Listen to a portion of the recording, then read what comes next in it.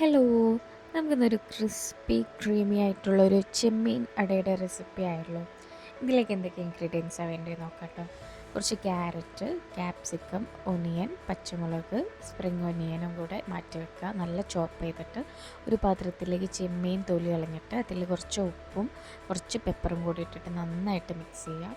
പിന്നെ ഒരു പാൻ എടുക്കുക, അതിലേക്ക് ബട്ടറോ ഓയിലോ ഏതാ നിങ്ങളുടെ ഇഷ്ടം പോലെ ചൂസ് ചെയ്യുക. നമ്മൾ ബട്ടറാണ് ചൂസ് ചെയ്തത്. ബട്ടർ ആകുമ്പോൾ നല്ലൊരു ഫ്ലേവർ കിട്ടും.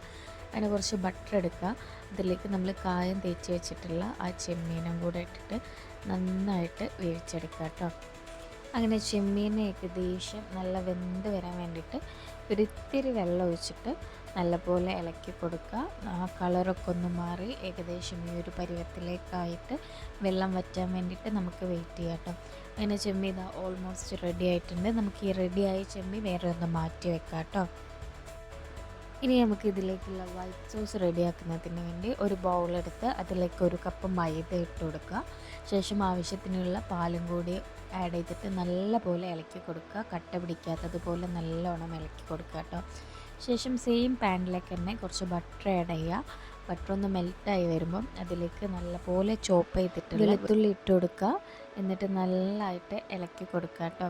ഈ വെളുത്തുള്ളിയുടെ ആ ഫ്ലേവർ ബട്ടറിലേക്കൊന്ന് നല്ലോണം എത്തിക്കഴിഞ്ഞാൽ നമുക്കതിലേക്ക് നേരത്തെ മാറ്റി വെച്ചിട്ടുള്ള ഒരു വൈറ്റ് സോസിൻ്റെ ഒരു മിക്സ് ഉണ്ടല്ലോ, അതും കൂടി ആഡ് ചെയ്തിട്ട് ഇളക്കി കൊടുക്കുക കേട്ടോ. നല്ലോണം ഇളക്കുക. ഓരോരുത്തരുടെ കൺസിസ്റ്റൻസി അനുസരിച്ചിട്ട് എത്ര കട്ടി വേണമെന്ന് നോക്കിയിട്ട് അതുവരെ ഇളക്കി കൊടുക്കുക കേട്ടോ. നല്ലോണം വെന്ത് ഈ ഒരു രൂപത്തിലായി. ഇനി കട്ടി കുറയ്ക്കണം, ഒരു പേസ്റ്റ് നല്ല പേസ്റ്റ് പോലെ നിൽക്കണമെന്ന് വെച്ചാൽ അതിൽ ഇനിയും കുറച്ചും കൂടെ പാൽ ആഡ് ചെയ്ത് കൊടുക്കുക. ശേഷം എരിവിനനുസരിച്ച് കുറച്ച് പെപ്പറും കൂടി ആഡ് ചെയ്ത് കൊടുത്ത് നല്ലോണം മിക്സ് ചെയ്തതിന് ശേഷം നമുക്ക് ഈ ഒരു മിക്സ് എന്താക്കാം, വേറൊരു ബൗളിലേക്ക് മാറ്റി വെക്കാം കേട്ടോ. എപ്പോഴും ഉണ്ടാക്കുന്ന പലഹാരത്തിൽ നിന്നൊക്കെ ഒന്ന് വ്യത്യസ്തമായിട്ട് ഇങ്ങനെ വൈറ്റ് സോസ് വെച്ചിട്ട് പാസ്തയും ഈ ഒരു സ്നാക്കൊക്കെ ഉണ്ടാക്കുകയാണെങ്കിൽ നല്ലൊരു യമ്മി ആയിരിക്കും.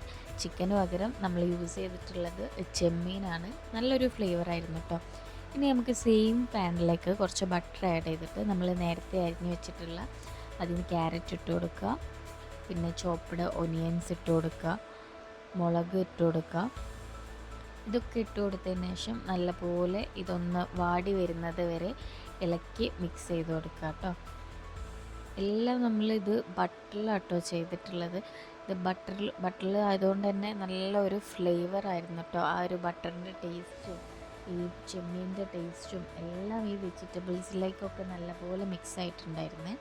ഇതിന് ശേഷം നമുക്ക് കുറച്ച് ബാക്കി വെജിറ്റബിളൊക്കെ നല്ലോണം മൂത്ത് വരുമ്പോൾ അതിലേക്ക് ക്യാപ്സിക്കം കൂടെ ആഡ് ചെയ്ത് കൊടുത്തിട്ട് നല്ലോണം ഇളക്കി കൊടുക്കുക കേട്ടോ. പിന്നെ നമ്മുടെ കയ്യിൽ സ്പ്രിങ് ഒനിയൻ ഉണ്ടെങ്കിൽ ഓപ്ഷണലാണ്, എൻ്റെ കയ്യിലുണ്ടായിരുന്നു, അതുകൊണ്ട് അതും കൂടി ആഡ് ചെയ്ത് കൊടുത്തിട്ട് നല്ലപോലെ മിക്സ് ആക്കുക. ശേഷം നമ്മൾ നേരത്തെ മാറ്റി വെച്ചിട്ടുള്ള വൈറ്റ് സോസ് ഉണ്ടല്ലോ, അത് ആഡ് ചെയ്ത് കൊടുത്തിട്ട് നല്ലോണം ഇളക്കി കൊടുക്കുക കേട്ടോ. ആ വൈറ്റ് സോസും ആ വെജീസും എല്ലാം കൂടെ മിക്സായിട്ട് നല്ലൊരു തിക്ക് പേസ്റ്റ് പോലെ ആവുന്ന രീതിയിലേക്ക് ഇളക്കി സെറ്റാക്കി വെക്കാം കേട്ടോ.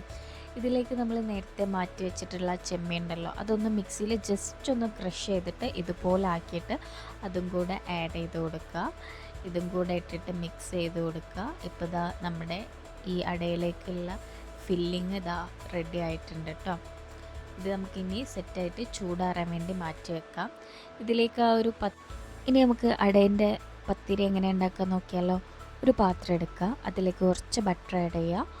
അതിലേക്ക് ആവശ്യത്തിനുള്ള വെള്ളം കൂടെ ആഡ് ചെയ്തിട്ട് നേരത്തെ നമ്മൾ മൈദയിൽ കുറച്ച് ഉപ്പിട്ടിട്ട് മാറ്റി വെച്ചിട്ടുണ്ടായിരുന്നു. ആ മൈദ കൂടെ ഇതിലേക്ക് കുറച്ചിച്ച് ഇങ്ങനെ ഇട്ട് കൊടുക്കുക.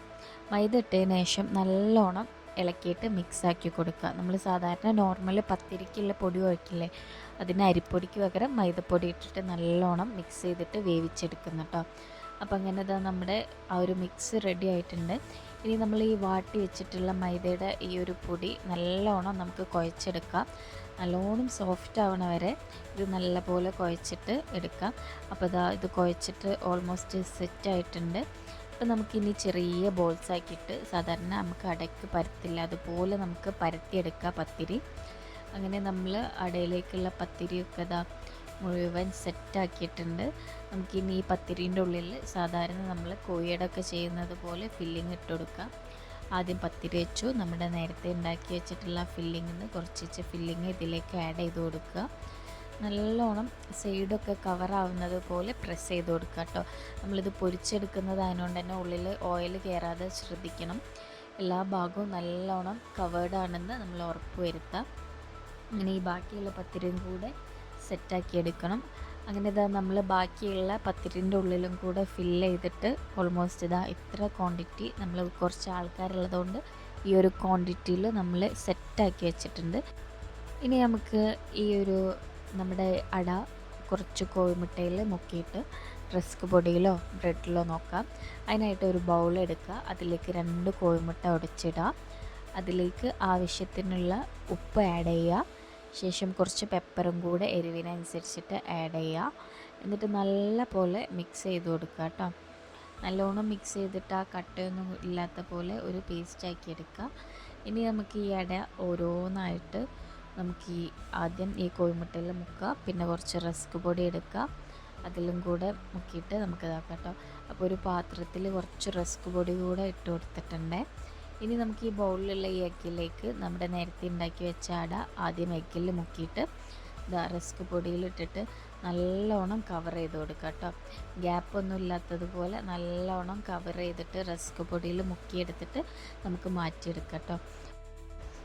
അങ്ങനെ നമ്മൾ ബാക്കി നേരത്തെ പരത്തി വെച്ചിട്ടുള്ള എല്ലാ അടകളും നമ്മൾ റസ്ക് പൊടിയിൽ മുക്കി വെച്ചിട്ടുണ്ട് കേട്ടോ. നമുക്കിനി ഇത് ഓയിലിൽ ചുട്ടെടുത്താലോ. ഒരു പാൻ എടുക്കുക, ആവശ്യത്തിനുള്ള ഓയിൽ ഒഴിച്ച് അതിൽ നല്ലോണം ഡീപ്പ് ഫ്രൈ ചെയ്തിട്ടെടുക്കുക കേട്ടോ. നല്ല ഒരു ബ്രൗൺ കളർ എത്തുന്നത് വരെ മുങ്ങിക്കഴിഞ്ഞ് അതൊന്ന് മറിച്ചിട്ട് കൊടുക്കുക. ശേഷം ഇത് ഓയിലിൽ നിന്ന് നമുക്ക് മുക്കി നല്ലോണം ഓയിലൊക്കെ പോക്കിയതിന് ശേഷം ഒരു പാത്രത്തിലേക്ക് മാറ്റിയെടുക്കുക കേട്ടോ. ആ ഒരു കളറ് കണ്ടാൽ തന്നെ അറിയാം സൈഡിൽ നിന്നൊന്നും ലീക്കൊന്നും ആവുന്നില്ല. നമ്മൾ ആ ഒരു കൈ കൊണ്ട് പരത്തുമ്പോൾ നമ്മൾ വിചാരിക്കും ഓപ്പണായിട്ട് വരുമോ എന്നൊക്കെ വിചാരിക്കും. പക്ഷേ അങ്ങനത്തെ പ്രശ്നമൊന്നുമില്ല. ഫുൾ കവേർഡായിട്ട് നല്ല ക്രിസ്പി യമ്മി ആയിട്ടുള്ള ചെമ്മീൻ അട റെഡി ആയിട്ടുണ്ട് കേട്ടോ.